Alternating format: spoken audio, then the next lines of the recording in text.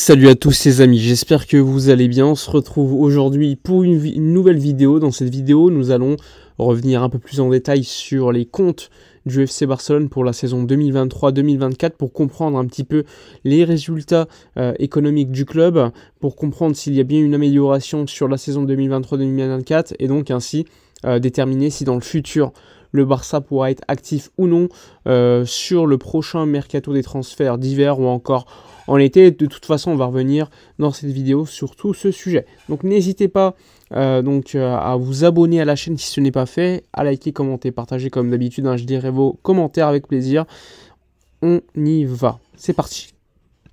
Alors tout d'abord, il est important de préciser que le Barça va développer dans un rapport qui sort annuellement 10 jours avant l'Assemblée Générale.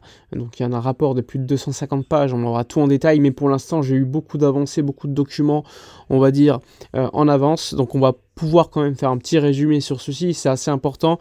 Tout d'abord au niveau des revenus, je vous mets tout à l'écran de toute façon.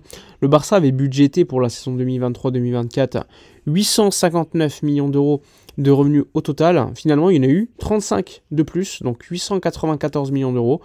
Bon, on a le détail. Le stade, il y a eu clairement une baisse. On s'attendait à beaucoup plus finalement. Il n'y a eu que 126 millions d'euros de 151. Il y a eu également une petite baisse au niveau de ce qu'ils appellent médias. En vrai, c'est les droits de TV. Grâce à la Ligue des Champions, le Barça a respecté en arrivant en quart de finale plus ou moins le budget qui était prévu. Au niveau commercial, c'est plus ou moins similaire, donc ça a été respecté. Au niveau des transferts, le Barça a donc eu plus 81 millions d'euros sur l'exercice 2023-2024. C'est plutôt pas mal. Et de manière globale, on va dire qu'au niveau des revenus, le Barça a eu beaucoup plus de revenus, 35 millions d'euros par rapport au budget. Le problème, c'est qu'il y a eu également beaucoup plus de dépenses que prévu. En effet, au niveau des salaires, là je vous mets tout le détail, 13 millions d'euros de plus que prévu. Également pour les salaires non sportifs, il y a également eu beaucoup plus de dépenses en termes de gestion. Donc tout cela, ça t'a fait un résultat financier qui était prévu, qui est plus ou moins similaire, on va dire, à ce qui était budgété. Et à la fin, le Barça a des résultats ordinaires positifs de 12 millions d'euros, ce qui est positif. Néanmoins, le problème, eh bien, c'est le fait que le Barça, au niveau des résultats extraordinaires, a eu moins 141 millions d'euros. Et donc, à la fin de l'exercice, tu as eu un exercice négatif de 91 millions d'euros. Alors, pourquoi cet exercice est finalement négatif alors que le budget est positif, enfin les revenus sont plutôt intéressants? Eh bien, parce que Bridgebourg, qui est la société de Barça Studios, eh bien, il n'y a pas eu de paiement de la part de libéraux ou autres sociétés. Et donc, la société d'audit qui s'est occupée des comptes du Barça, qui s'appelle Grant Norton, a exprimé au Barça le fait qu'il fallait qu'ils détériorent la valeur de leur société Bridgebourg. Et donc ça a été fait à hauteur de 141 millions d'euros.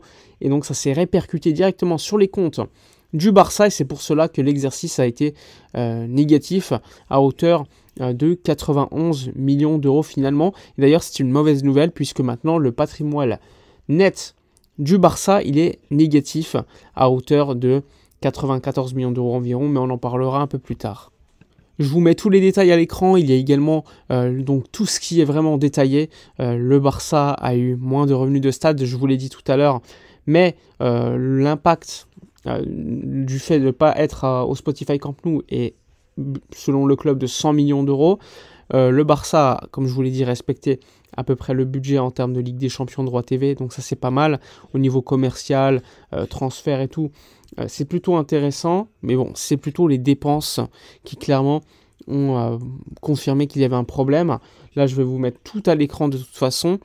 Il y a également la dette financière, donc là aussi c'est un élément importantissime avec l'évolution de celle-ci, c'est-à-dire que en juin 2021, le Barça avait une dette au total de 680 millions d'euros net.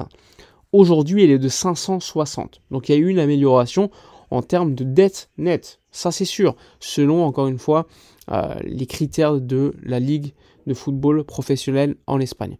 Néanmoins, quand tu vois le détail, tu remarques quand même que en termes de trésorerie, ça s'est grandement amélioré.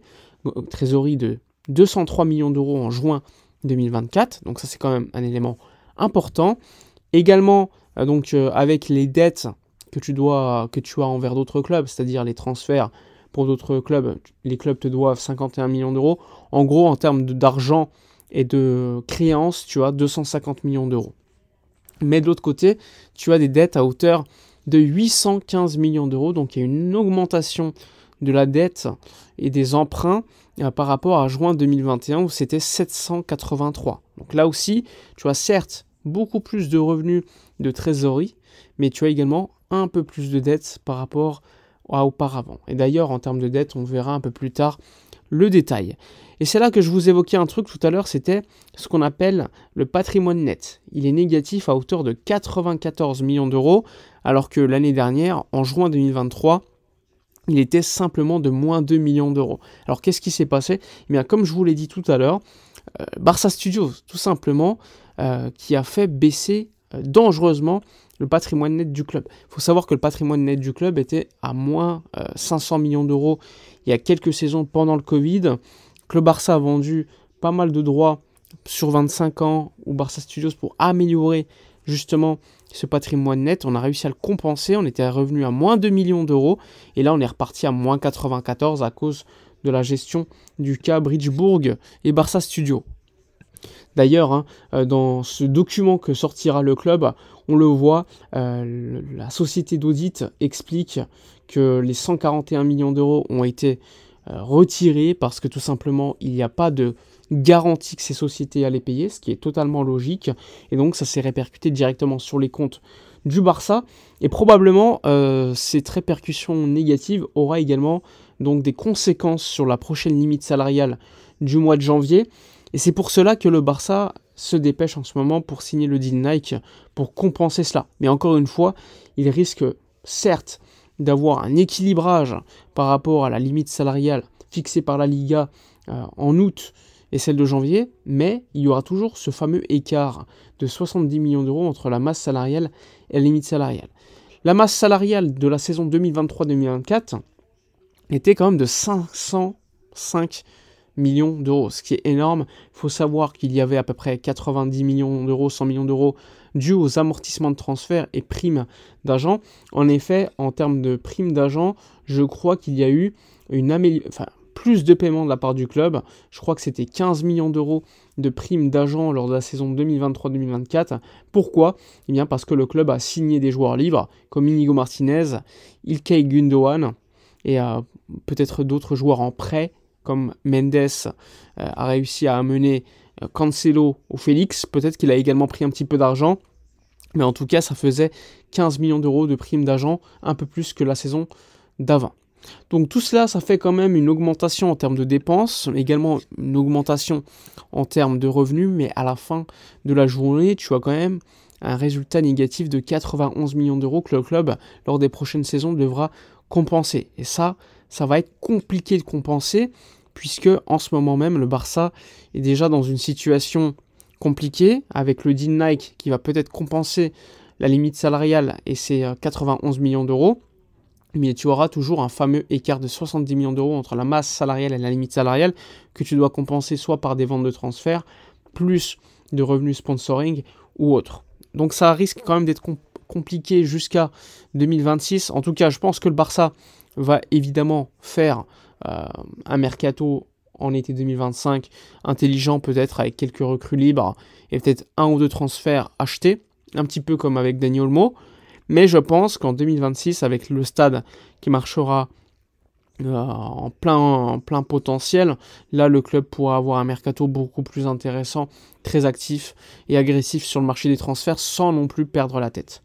Bref, voilà pour la vidéo de la journée. N'hésitez pas à donner votre avis dans les commentaires, à liker, commenter, partager. Moi je vous dis à la prochaine et d'ici là, comme d'habitude, portez-vous bien.